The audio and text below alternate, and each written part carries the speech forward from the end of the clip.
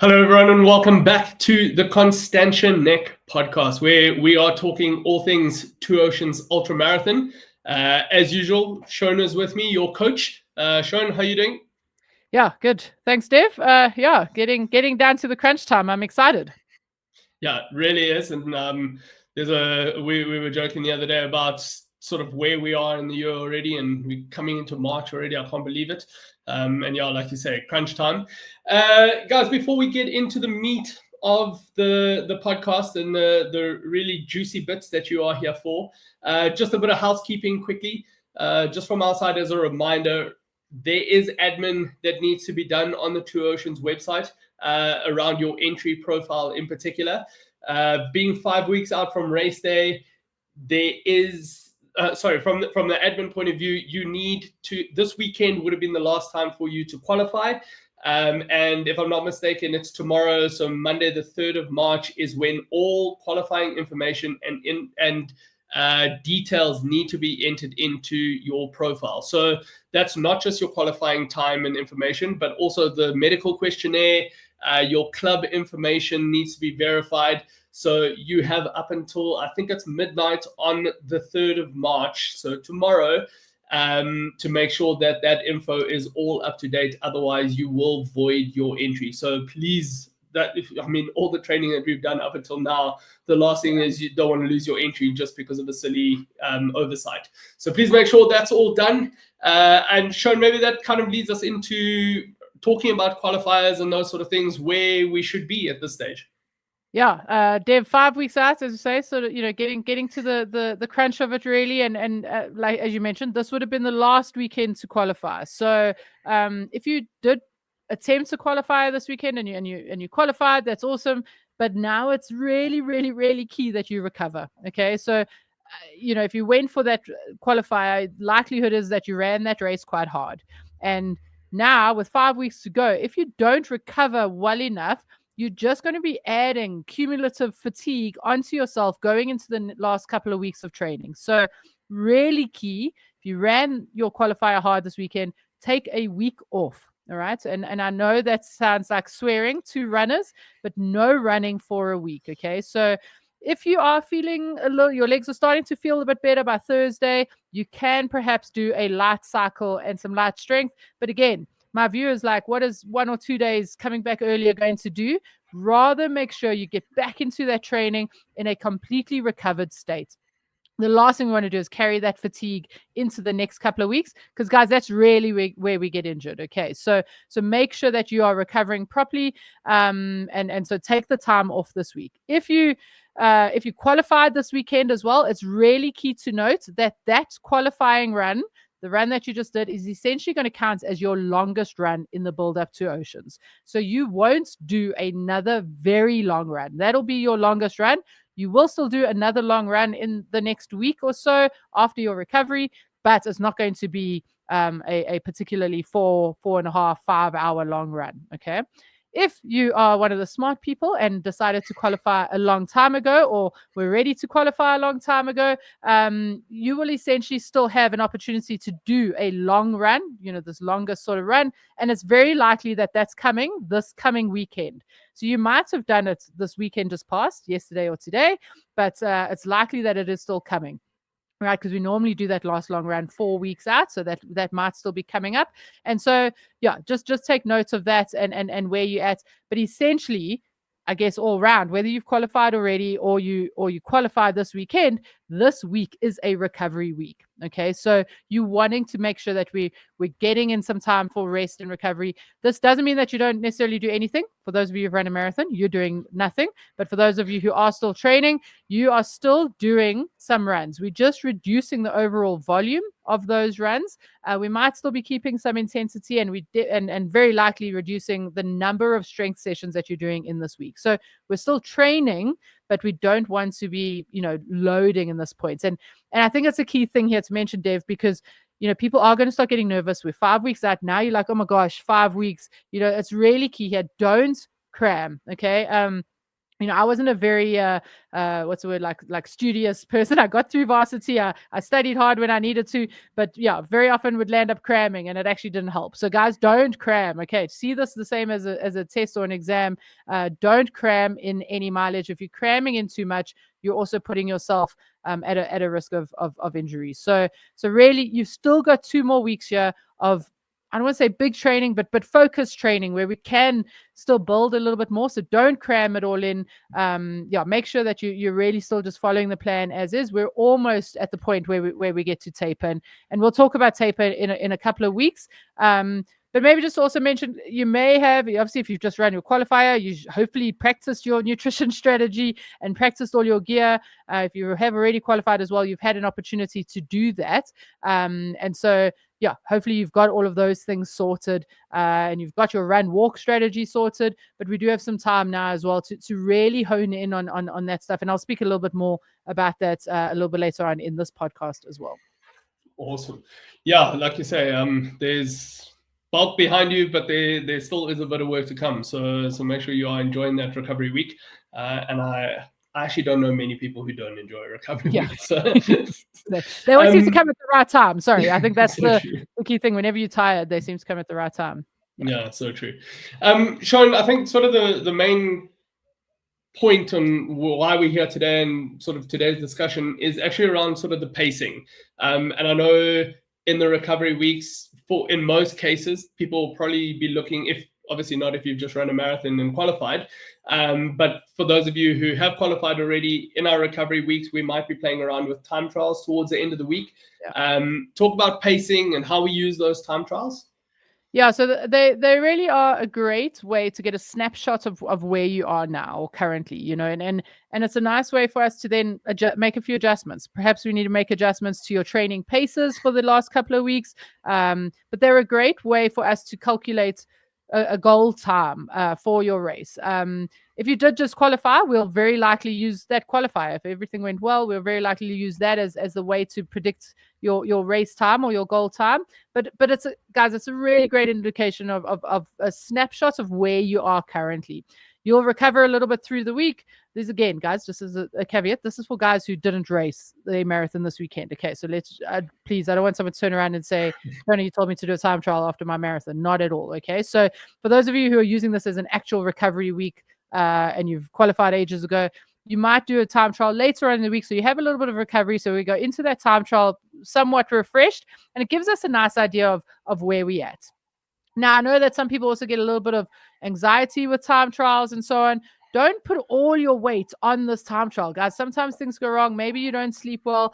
Again, we're still 5 weeks out. So it's giving us an idea of where we are now. Okay. So don't think, oh, my race is now going in the gutter because my time trial was bad.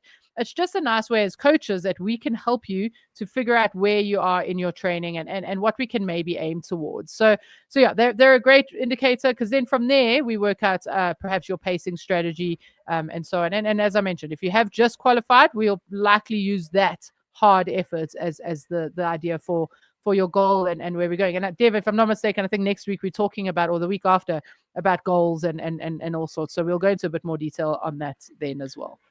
Yeah, we're definitely coming into that in some proper depth. Sean, you mentioned pace strategy, and obviously when we're talking about Two Oceans Ultra, I mean, it's a complex run. Again, route specific stuff. We will get into more detail, I think, next week's episode actually. So definitely stay tuned for that. But around pacing for the race itself, talk us through your thoughts and ideas around that. Yeah, it's one of those things, Dev, and I say this to clients without trying to scare them, but it's one of the things that if you could do all your training right, everything could be perfect. The weather could be great on the day, your nutrition's great, your training has gone amazingly. And if you don't pace this race correctly on the day, you really are doing yourself a disservice. If you don't pace this race well, you really are going to struggle in the second half, and you're really throwing away 12 to 14 to 16 weeks of good training. So as I mentioned, as Dev said, we're going to go through the route next week, but just very briefly, the route is starts with a flattish half kind of the first half. Okay, there is a little bit of a undulating in the beginning, but it's generally flat. And so ideally, we would love to have a negative split in this race. It is tough, to do that because the second half is stacked with hills. But you want to try and pace this race as evenly as possible.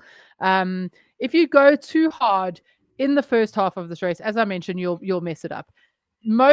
A lot of people think that they can bank time, and that's just not possible in a race. And I personally believe in most races, let alone in a race like Two Oceans, when you are hitting the hills in the second half. Okay, so really, really, really key.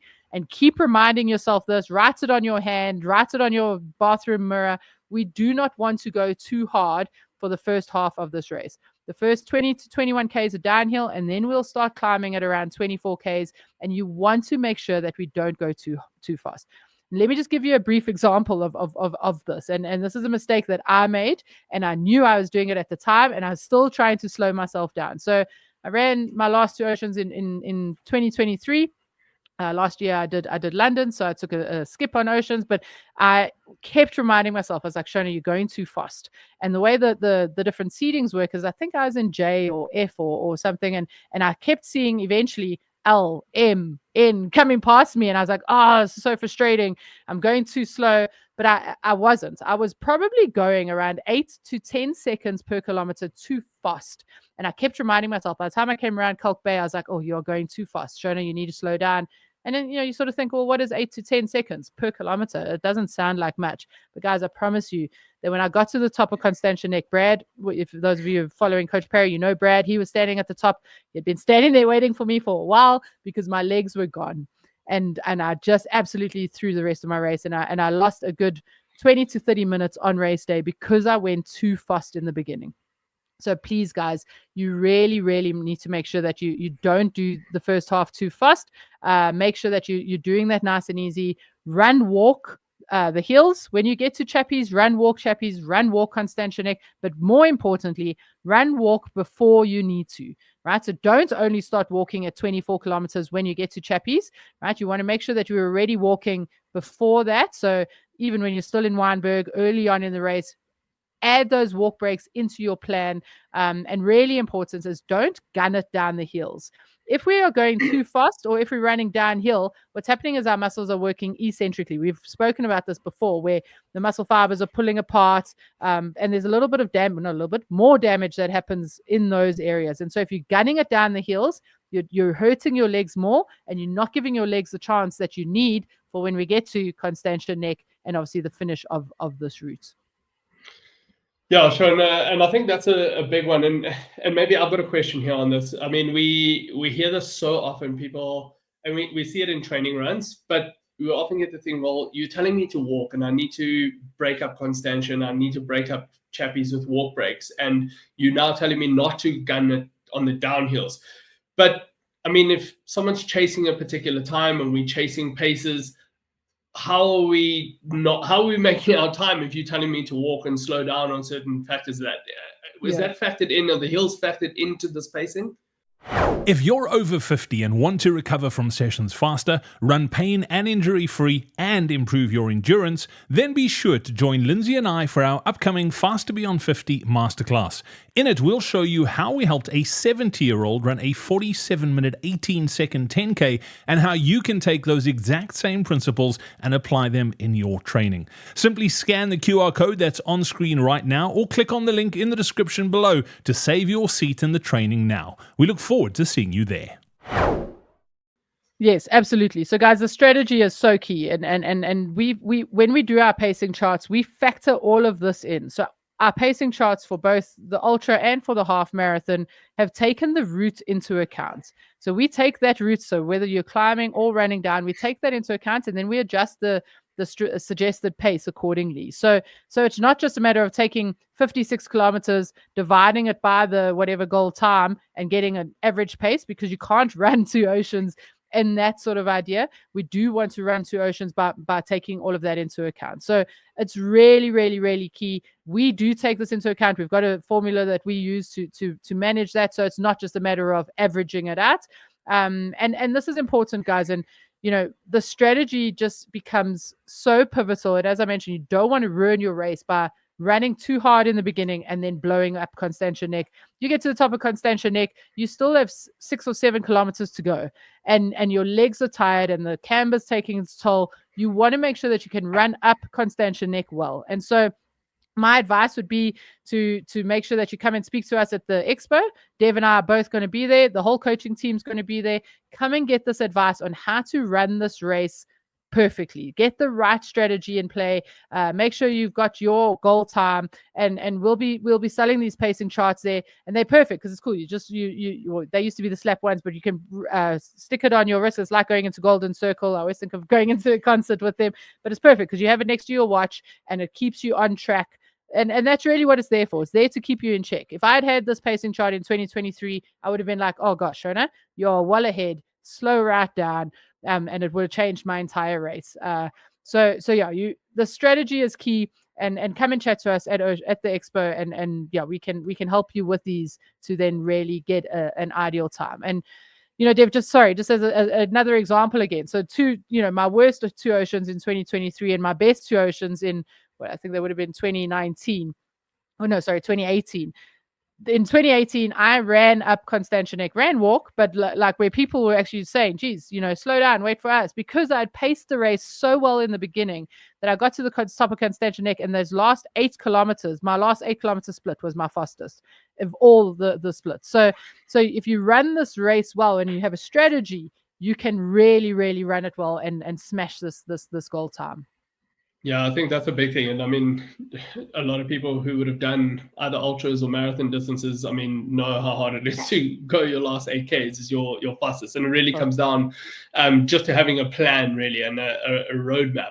I think just, again, on those pacing charts, it's Sean mentioned, I mean, if you think about it, when you're that deep into a run and you are hurting, the mathematics is not an option. I mean, your brain cannot try and factor where you're at, how much time you need to get to the next board. So I think it's really key. These pacing charts are critical here. And even if you're not 100% certain on what your goal time is yet, Sean mentioned we'll be at the expo. Let's chat about it. You don't have to try and finalize a number yet, especially if you're sitting on the fence between 2 possible times or what you're capable of. So we can definitely still chat about that. I think, Sean, just on this common thing we'll see, and I mentioned sort of the route boards and that en route, but a big problem we see, or something we see very often, is you're running, you look at your watch tells you you're at 15Ks into the run, but 2 minutes later you go past the 15K board and your watch now says 15.4Ks. That's obviously GPS sort of stuff. How do we take that into account and consider our pacing strategy, the pacing charts, and what our watch is telling us? Yeah. And if we get this from people all the time saying, oh, well, the race was measured incorrectly. And guys, I can promise you now, for a sanctioned event like Two Oceans Ultramarathon, they are not measuring this race incorrectly, okay? Yes, our watches are awesome. They are amazing pieces of equipment, but they are not the truth, okay? GPS has some variance, and it can be anywhere from 150 meters up to 1 to 2 kilometers, all right? And it's really, really important to note that. And also, the race is measured on the straightest line. Okay, so we don't run that straightest line. If you do some of the world majors, as an example, they actually paint a blue line on the route, and that is the measured line. We're not going to run Oceans in that way. It's just too crowded. You very often trying to avoid the camber on the road, so you're not always running the straightest route. So guys, the route markers are correct. Okay, so that's the first thing. So don't rely on your GPS, and as a result, your pace, which relies on the GPS to estimate it. So we'll be running through Weinberg initially. Sometimes GPS can be a little bit sticky there, and obviously as we're going through the mountains, it's not always completely accurate. And so I'd rather recommend, and our pacing charts do this, is that you stick to a split time, or use time as your measure for how fast or how slow you're going, because time is constant, right? That doesn't change. And so what I often recommend to my clients, and what I do, is change your display, your screen. Very often they're customizable, and you only really want to then have your time, and you can have average pace on there, again, but just don't read into that. And then I recommend that as you pass a distance marker, you can lap your watch, and then as you get to the next one, lap it again. That'll give you an idea of the pace that you're running. Okay, so rather stick to time with this. GPS is it's awesome, but it can be unreliable, right? And so that's really key to note. I mean, Dev, just before I go any further, just you were telling me that you were training this weekend, and you and your training partner had very different distances, right, for a measured route. So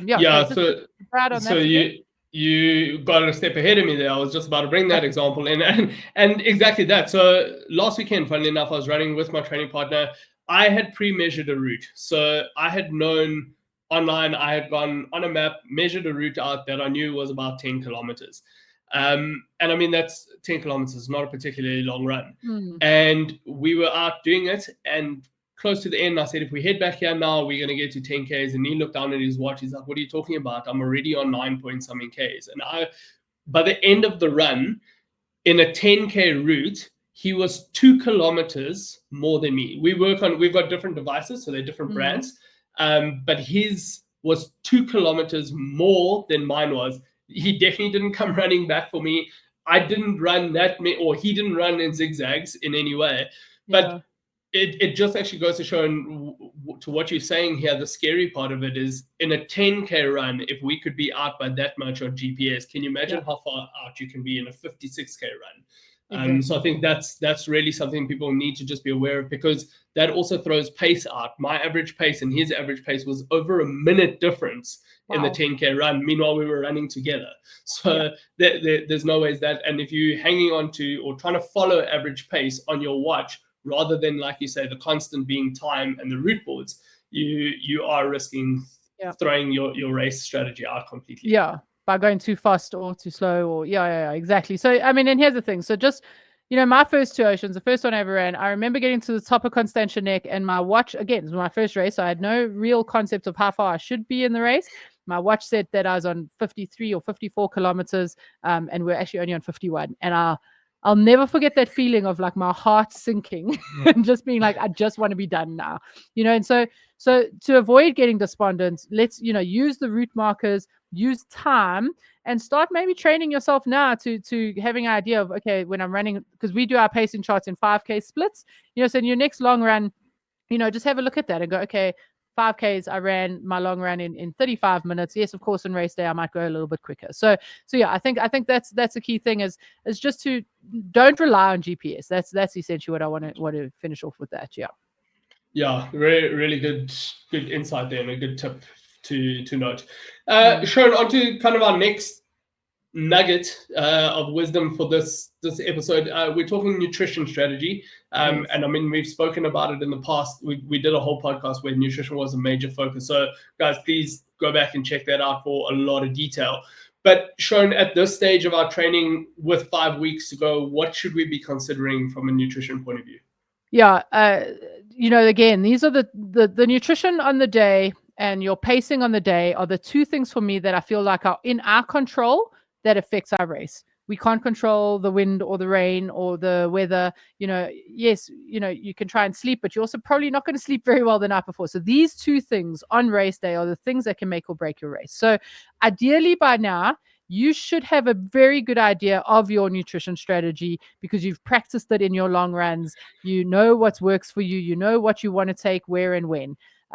But let's say, for instance, you've struggled with something and if you did try and qualify this weekend and, oh man, I just felt nauseous because I perhaps had taken in too many gels, but it was very hot. So maybe I need to improve my my hydration. So those are things that you've got the next 2 weeks or so to play around with. You're still going to do 2 weeks of longish runs. No, maybe not necessarily the longest, but you've got some time to play around with that. Okay. So make sure that is sorted now.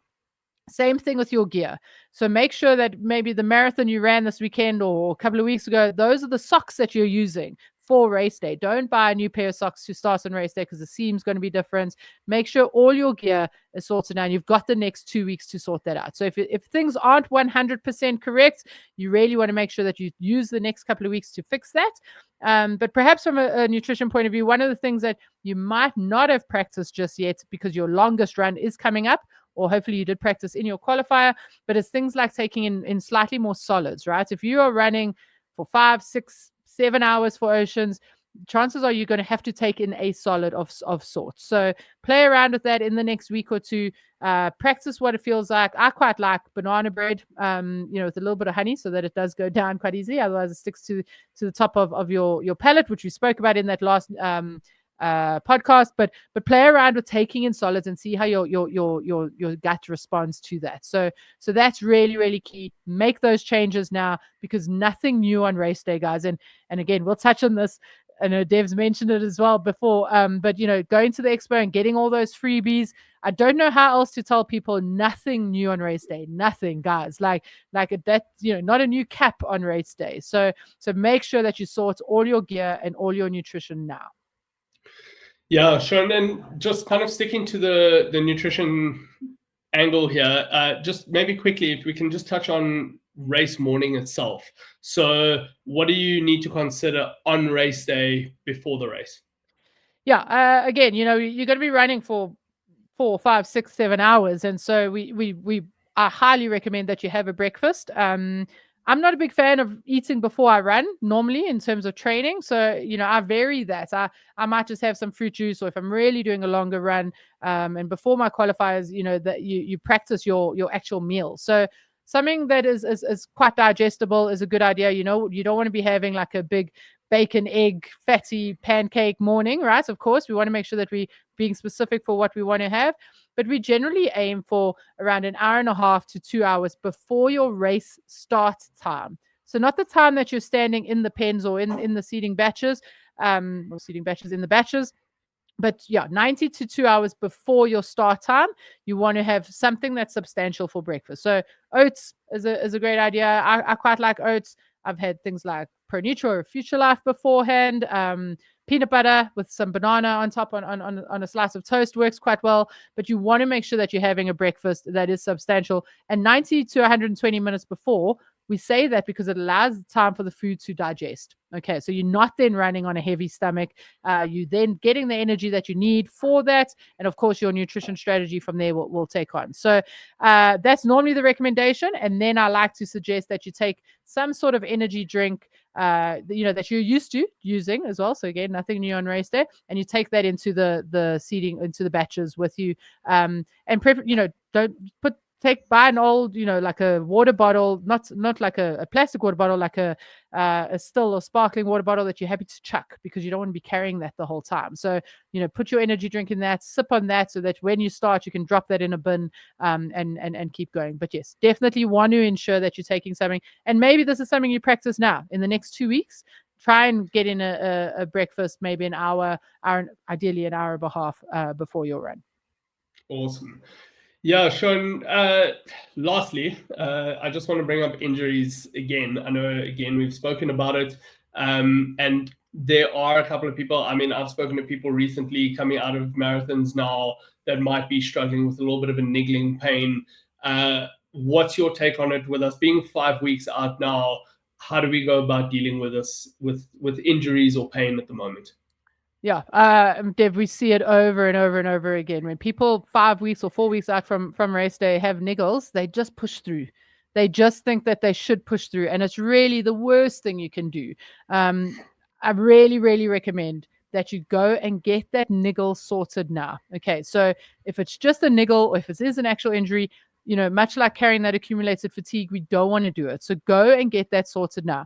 I'd far rather you take 3 to 4 to even 5, 6 days off now than carry that injury into race day, because the likelihood of you finishing an ultra marathon, starting the race with a niggle, is really, really unlikely. So, we've done a lot of the bulk of our training. Yes, of course, these next 2 weeks, 3 weeks are important, but that they're not so important to the expense of an injury or of your health coming into race day. So get to the physio, get to the sports doctor, get that sorted now. Rather take a day off now, a day or two off. And going into a recovery week, this is a perfect opportunity to get to the physio, to take some time off and miss a run, miss your time trial. Even though we spoke about that being a nice snapshot, I'd far rather you miss that time trial and start the race injury-free. Go for a massage, a sports massage in this week. It's also very likely that very often running injuries are caused from overuse and things perhaps being a little bit tight or imbalanced. And so if you go to the physio or the sports massage therapist now, they probably can sort that for you now. So get that sorted. Don't carry what is an acute niggle to become chronic, and then you don't even run on race day. Yeah, the last thing you want is all the hard work you put in now, and you're just risking it with something silly, like you say, not because you're too scared to miss 2 or 3 days now, and then before you know it, your whole race is in jeopardy. Yeah, Sean, as usual, thanks for your time. I mean, there's a lot there, a lot to take in. I know anxiety levels and stress levels are probably quite high across the board. Guys, remember, that's why we're here. That's why these episodes and this podcast is running. We've still got 5 weeks to go. We'll be here all the way to race day or race week with you. If you haven't been or your friends haven't been, please make sure they listen to the podcast or share the links with them. Reminder of the half marathon, the Two Oceans half marathon podcast we're running as well in conjunction. So yeah, get friends, family, all listening to that. Make sure everyone is as clued up as you guys are heading into race day. Yeah, Sean, as usual, thanks for your time, everyone. Looking forward to chatting again next week, and enjoy that recovery week. Take care, everyone. Yeah, thanks everyone. Enjoy. Bye.